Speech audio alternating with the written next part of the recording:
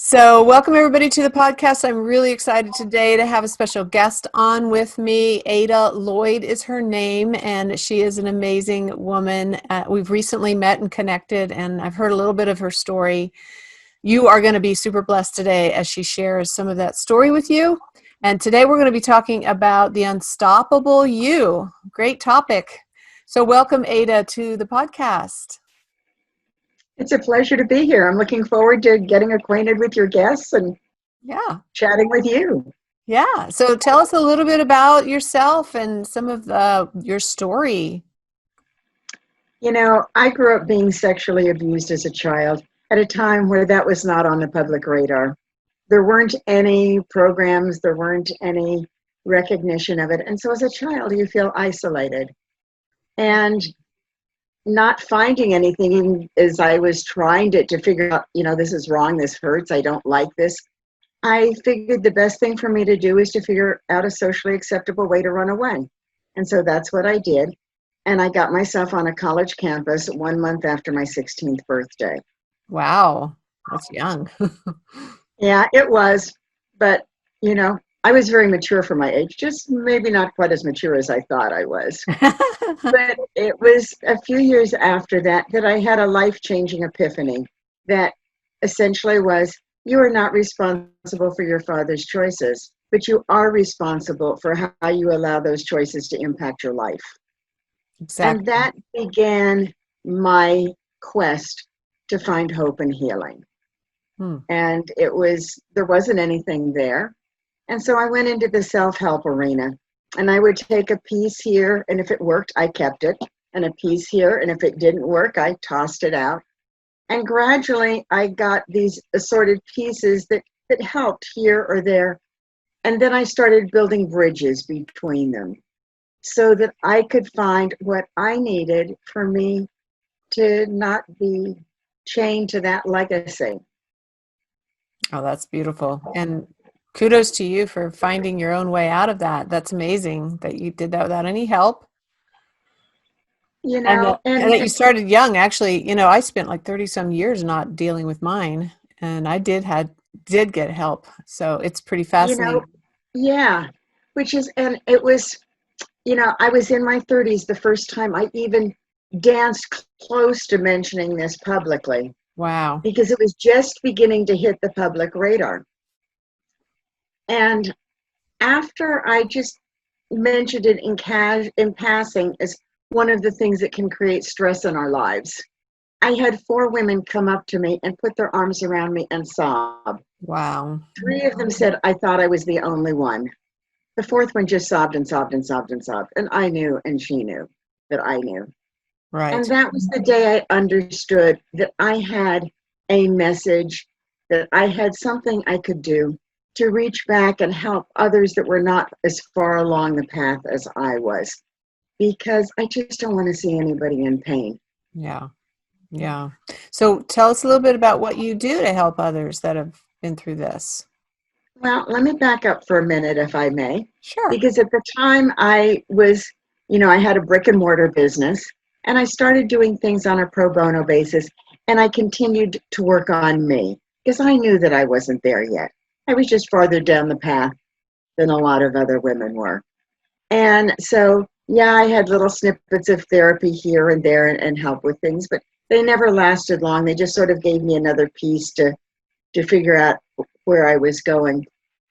And over the next few years, actually probably several years, I developed what I call the 7 pillars of a happy and a successful life. This started with me getting to know me in all of the different areas of my life. Personal, my relationship with myself; physical, everything about my health and my body; emotional, largely about resiliency and how we roll with the unexpected, fire bombs that sometimes life tosses at us. Yes. Spiritual, however you define spiritual; professional, whatever brings money into the house; financial, your stability and your long-term, stability goals there; and relationships of all kinds.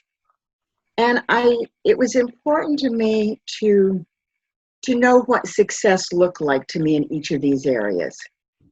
because I'd never really thought about that. Hmm. I'd been so focused on 2 or 3 of those areas, especially, healing from that legacy and not allowing it to impact my daughters, that I was kind of out of whack and out of balance. And so the first thing was I needed to build a foundation for me. And as ultimately about 15 years ago, I shut down the brick and mortar business and transitioned and have been working with people and speaking in that ever since. But it all comes back to these 7 pillars, because that creates a foundation on which all of these other things can be built. And so, if you've been abused, if you've been in a domestic violence situation, even if you haven't had anything that serious, lots of times one of the things we struggle with are those little voices in the back of our heads that Yes. say, who do you think you're kidding? You really think you can do what? Right. And, that's part of the destructive legacy Mhm. that so many of us live with. And Thank you. so one of the things that I will talk to people about is those voices aren't about you. They're about the person whose voice you are hearing. And so, for example, if it's your mom's voice that is saying these things, what was going on in your mom's life at that time? Maybe she was trying to protect you, or maybe she was projecting her own unhappiness on you because she didn't have a way of dealing with her struggles. Yeah. Now, you may know what was going on and you could use that, or you may not know what was going on. But knowing what you know, you can create a scenario in your mind as to what she was probably dealing with. When you make that scenario real, your brain doesn't understand the difference between that scenario you have created and that reality that you have remembered. This is so true. Yes. And so at that point, you're then in a position to begin to quiet those voices Hmm. and to understand it's not about you. I It's think about mom. yeah, that's so huge. That's one of the biggest realizations I think a lot of my clients come to when they're dealing with the voices or the stories that loop around in our heads is we think it's us, we think it's our thoughts. And when you can start to differentiate between that and the real you, that's when I think healing can start taking place, because it removes it from being you. That's not your thought, that was put there by another person. And how true is it? Whatever And that that's why message is, how true is it, right? and that's why it's so important to create that foundation and know who you are at your essential core. Yes, Because if you I preach ask that all the somebody, time. we're so much on the same wavelength. Yeah.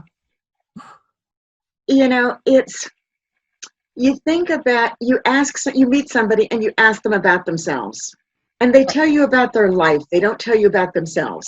They Right. tell you that they're a mom, that they have a business, that they love to run, whatever it is that is about their life.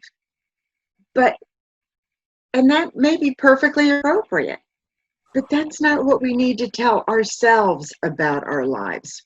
Hmm. Ourselves are about who we are and who we want to become. Right. What are the characteristics that matter to us? Honesty, integrity, compassion, kindness, charity, whatever. I mean, I've mentioned the positive ones, but we get to choose. That's true. And, and so, think about GPS.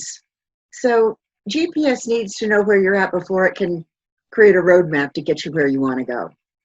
And so it's the same thing here. And healing is all a part of this, is when you know where you're at and you know where you want to go, you then can create a roadmap that will get you there. Yes. You know, I know I sent you my momentum planner, Yes, and, you did. you know, Yes. that's one of the things I created first for me and then for clients to help with that roadmap so that there is a plan that you have where you have daily accountability Hmm. to yourself, Yes, to move yourself forward so that you can achieve those things that you want to achieve. exactly. And when you do the process of the 7 pillars of life, the end result is to create your unique definition of success. And I think that's so important that we have our definition of success. So many of us are trying to operate on a definition of success that's not ours, and it doesn't align with our values and our goals and vision. And so give yourself permission and stop a minute and think about, what does success look like for you? Where do you want your life to go? And that just puts you back in the driver's seat of your own life. And it's very powerful to be there. And I love that you brought up the planner. Tonight I have a workshop on being productive, and I'm going to be talking about planners, and yours is one of them. I think it's Thank really you. important to have those tools. But first, like what you're saying, get to know who you are and understand where the messages in your mind are coming from. Get really clear on that. And then you can start to think about, where do I want to go based on who I am? And then you need to start having a plan so that you can create the action steps and make it happen. Because it We doesn't all happen. think we want to be successful, but so Right. often we've got society's definition of success. We've Yes. got what mom and dad told us success looked like.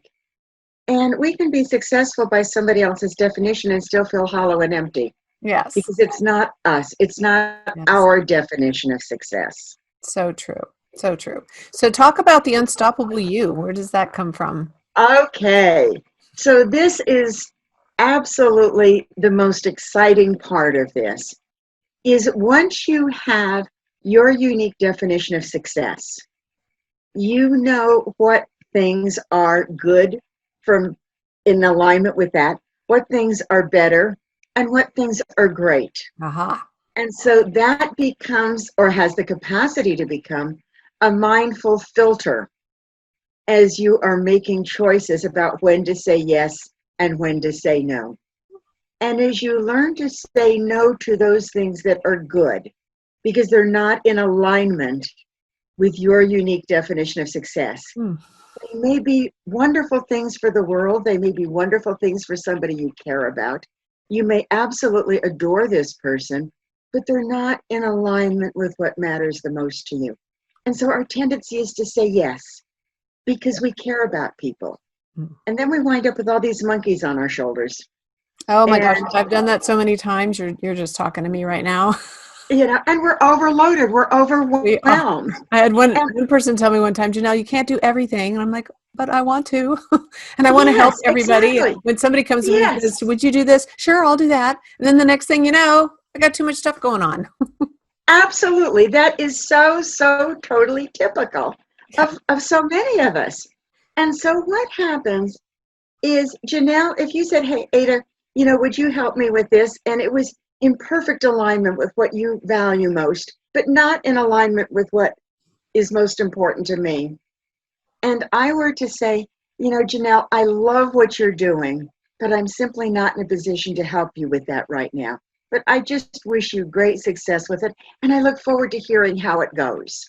Now, I have validated you. Right.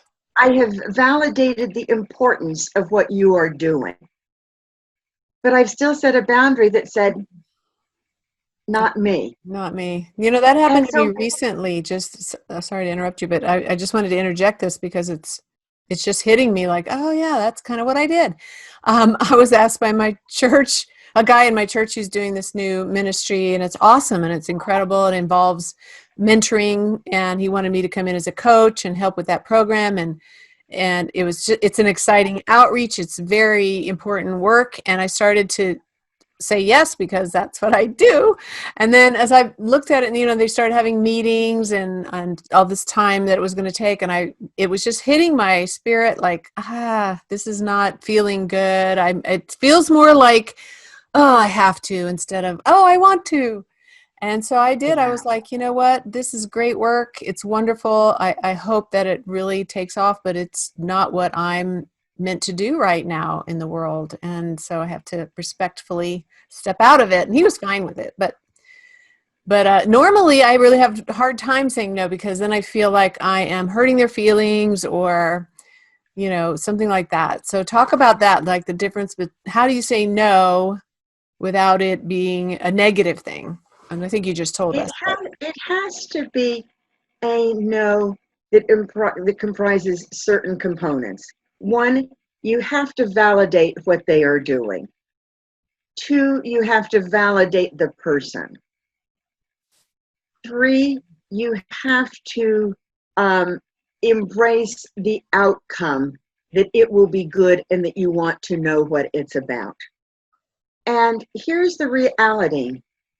If I say no to you, just like you said no to this gentleman in your church, what it does is it forces you to look for somebody else to help you do what you wanted me to do.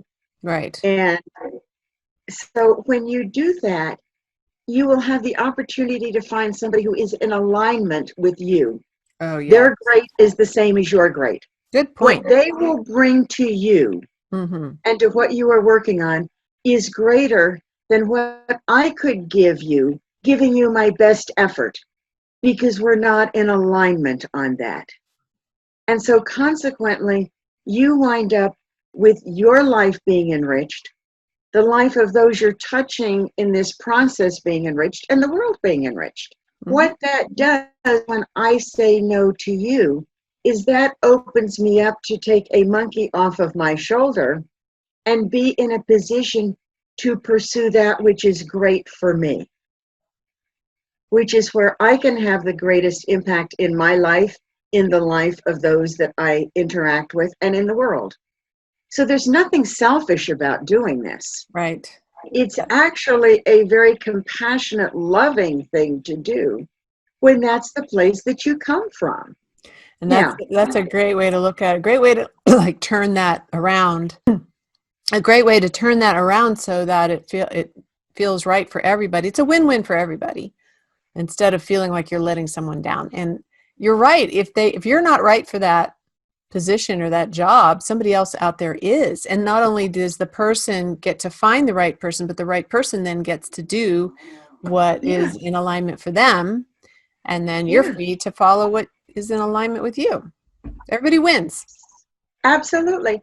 And so when this happens, you are, you're no longer feeling overwhelmed because you're not carrying everybody else's monkeys.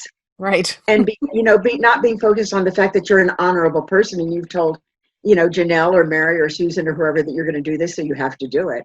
Right. You've left the time and the space to say yes to the things that matter the most to you. And so what happens is you're no longer overwhelmed. You're not procrastinating because you're overwhelmed doing things for everybody else. And that's when you become unstoppable. Aha. That's beautiful. I love that. I love that. The way that you put that was fantastic. So it's okay to say no, ladies, and watch what you're saying yes to and stop and ask yourself, is this in alignment with my passion, my purpose, my values? Am I being, just that whole perspective of I will be selfish actually if I take it on and it's not meant for me. So that's very, very helpful. Awesome. So let's see, there was another question I had for you. Is there one magic bullet that can change my life? Yes. What is that?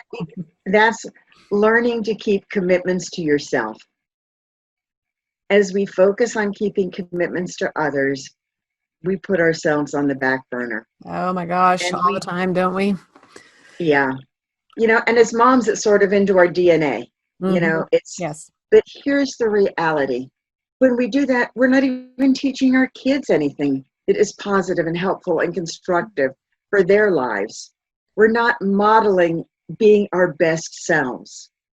And so when we learn to have the time and the space and the freedom and the commitment to keep those commitments we make to ourselves, and frequently they're also the commitments we make to our God, Yes. That's when wonderful things happen because we're valuing ourselves. It's the ultimate in self-care. It's the ultimate in self-respect.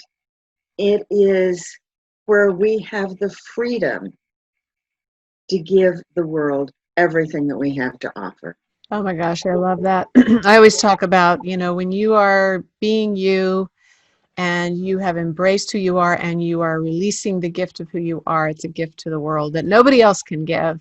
You're reminding me of this woman. She was a client of mine, and I remember having a conversation with her once. She's a mother of 5, I believe, and she every time, and she's so creative. She's super creative. She has so many gifts in her. I mean, incredibly gifted woman.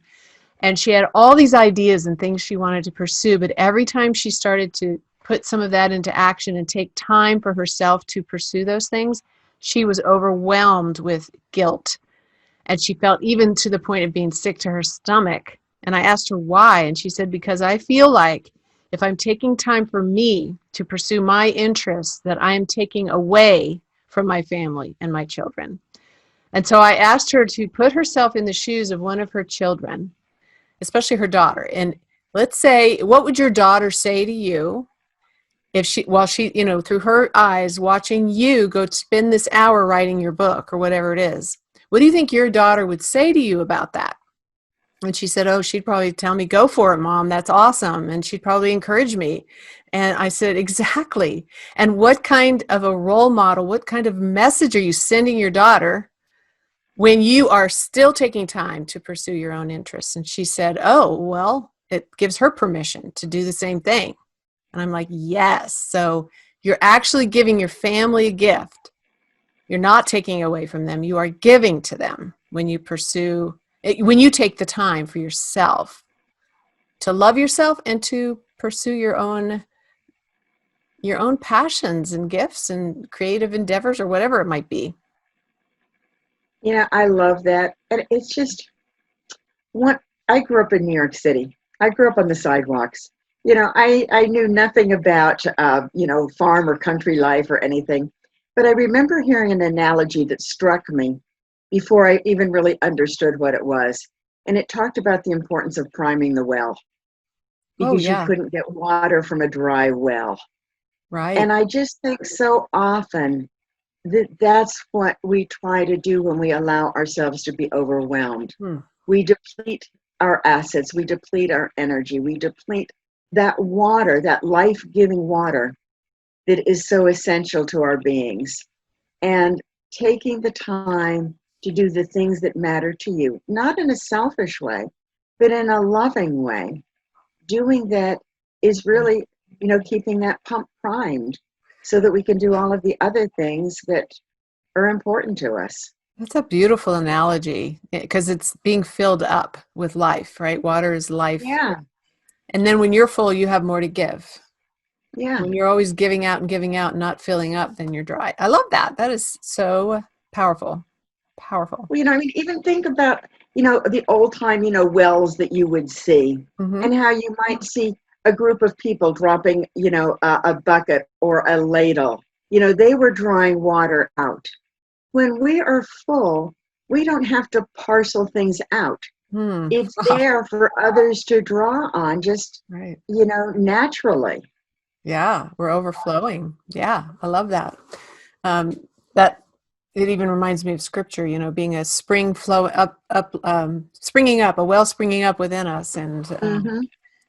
pouring out to everyone around us. But we have to fill our bucket, our well, not our buckets, but our well, and be filled up. And the way we do that is to take the time to be all that we are. And it's not selfish to pursue your dreams and to develop yourself and to grow and to learn and to be more skilled and just pursue the things you're interested in, because then you have more to give out.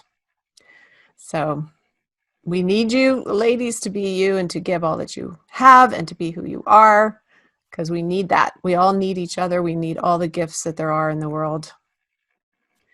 So tell us about the offer. You have a free offer you want to give to anybody that might want it. Yes. I have an ebook, The 7 Pillars of a Happy and Successful Life. And Nice. Janelle will put a link, into Yeah. the comments so that you can download it. And what it does is it gives you the basic tools that I've just briefly alluded to so that you can create a foundation.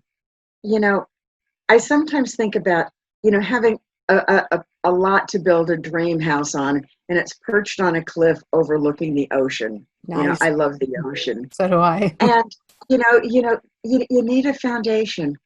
But so often when people talk about goals and things, it's like they want you to start building the second floor. And, you try to build the second floor, it's going to collapse. There's nothing holding it up. You're not going to have this dream house that you want. And so what I would just encourage your listeners to do is really download the book, study it, and create a foundation for themselves so that they can build the life they want, free of legacy of abuse or hurt or pain or horror or any of those other things that can be ongoing albatrosses until we figure out how to jettison them. I Yes. promise you, there is a path to hope and healing, and you deserve it. You do not deserve to be locked into that legacy of somebody else's choices. Amen. Powerful, powerful words of wisdom. And I totally agree. So I encourage all of you listening to this podcast or watching this video to go ahead and download the 7 Pillars to a Happy and Successful Life. Is that right? Have a happy and Of a successful happy, life. okay. You're good. And definitely take hold of that, and it will help you. And I totally agree. Like, we need a strong foundation to build on. So if you have never taken the time to build a foundation, if you feel like, well, I never really heard of all those, or maybe I'm strong in 1 or 2 of them, but I haven't really taken the time or thought about looking at all of them, go ahead and grab this free resource. And if you would like to reach out to Ada, I will put her contact information also in the show notes. So thank you so much for coming, Ada. You are such an example of strength and vibrancy and perseverance, and just even more than that, like life, blossoming into life despite of what your younger life was. Like, you grew out of that, and you bloomed out of it and made the best of your life, and now you're pouring into other women, and it's just so inspiring, inspiring to hear stories like that of courageous, brave women who didn't let the past define them and hold them back. So thank you for being you. Thank you for being on the show today. Thank you for having me. Yeah, it's been a joy and a pleasure.